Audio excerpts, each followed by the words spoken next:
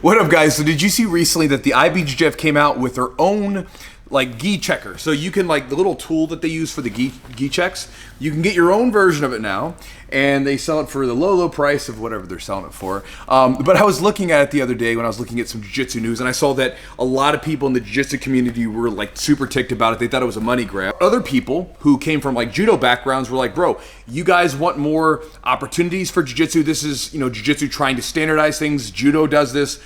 It's good, right? I don't care one way or the other for the gi checker, but what I did want to chat about with you guys today is about one thing I really don't like about the IBJJF at times, and then also a rule, and this is a rule I've shared this multiple times on the channel over the years, and this is something that's helped out my students, and many of you guys who follow the rule, it's helped you guys out when you've done an IBJJF competition.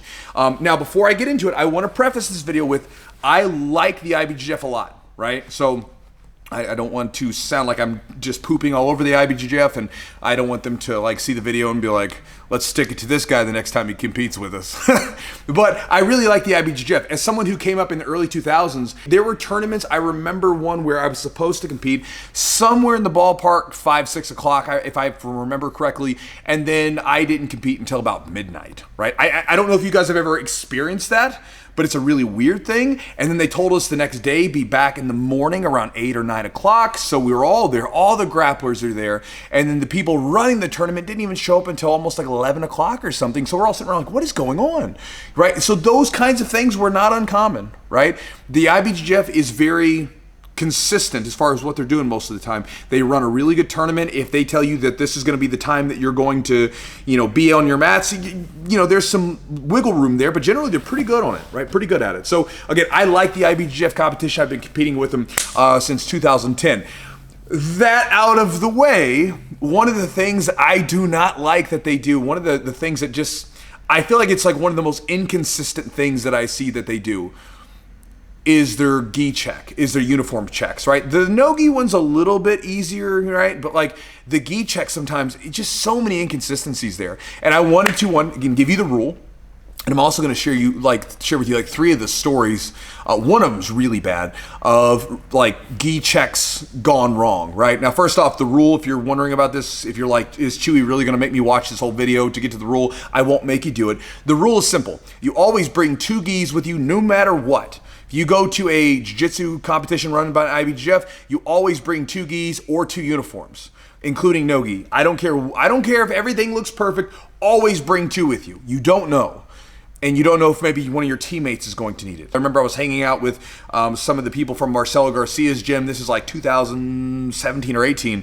And I remember like one of the dudes came back and he had like a little string that was a little like scraggly from his shorts, and they wouldn't let him wear those shorts. He had to get another pair of shorts from his teammates. And I remember there was a guy, I think his name was Jarrell. He was like, you know, this is why you always bring 2 sets of uniforms with you, right? So it's a good rule. Now, there's the rule for you. Now, if you want to stick around for the fun stuff, the stories, then let's stick around. So probably the worst gi check gone wrong, personally, in my experience, was with my black belt Chad. So if you look up there, old Chad's up there on the board.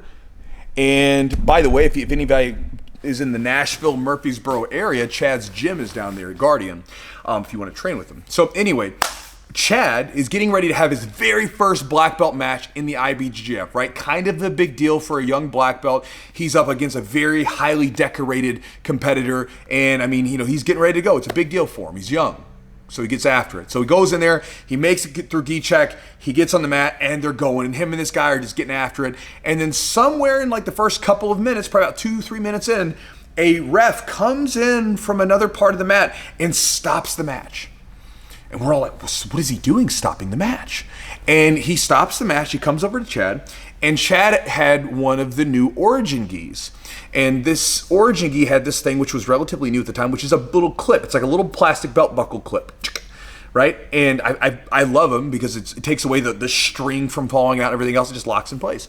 And he was told, you cannot wear this gi, right? This is dangerous. We cannot wear this plastic clip. And again, the guy gi check didn't stop him, but this ref did, you know, and I thought it was so funny. I was like, why can't he wear that gi? He's like, this is dangerous. I was like, a little plastic piece? Like, of all the things that we do in jiu-jitsu, this is where we're going to draw the line as far as danger goes? A sport where we yank on each other's joints? But they stopped the match. Chad did not have a second gi, right? So he did not have the rule in place that you have for you now that you will always use if you compete in an IBJJF competition.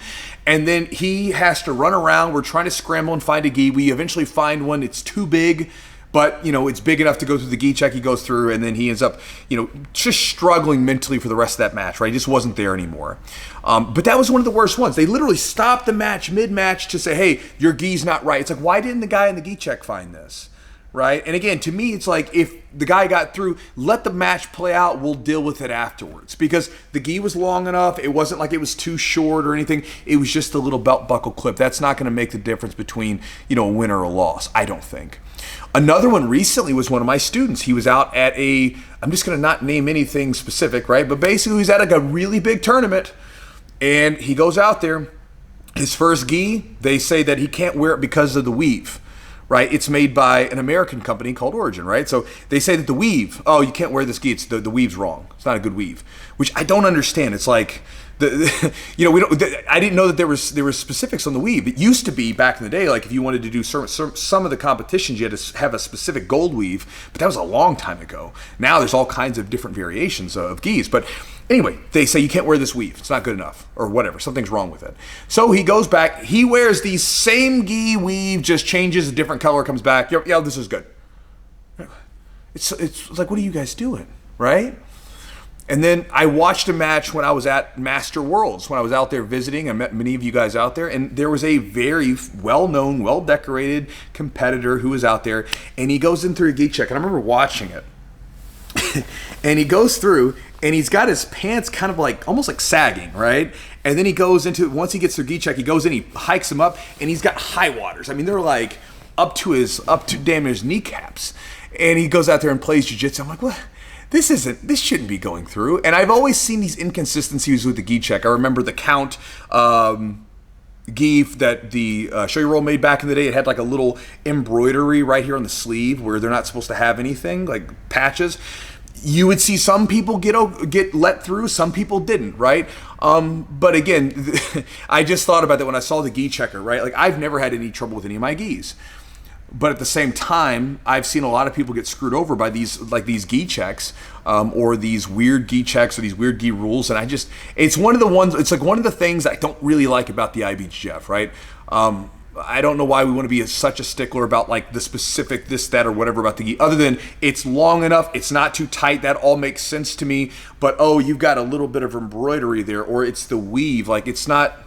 And again, I would totally understand if there was something dangerous about it or whatever, but just, I don't know. It's just one of those things. But anyway, that is just a random idea. I'm just talking with you guys today. Really don't have a moral of the story or anything else. I'm just talking with you guys. With that said, do you guys have any stories about gi checks, uniform checks gone wrong, IBJJF or otherwise? I've had other ones. Like there was one competition that I did. It was a local competition down. It was for money. It was like an invite only that they did down in Tennessee some years ago. And I remember I had one of my gray and black gi. So it's a gray gi with a black collar, which I think looks slick. And this guy told me I looked like a clown. So I had to go and borrow one of my other buddies' gi, Kenny, who he competed and he had lost in his match. So then he gives me his blue gi to wear for the rest of the match. I'm wearing like his sweat in there. And then, end up winning the tournament. But I remember I was like, this is so silly. Like, we're in an invite only. Like, what difference does it make what color I wear? But I just thought that was interesting. So anyway, feel free to share your stories about uniform checks gone wrong, and I'll check them out later. And I'll talk to you guys next time.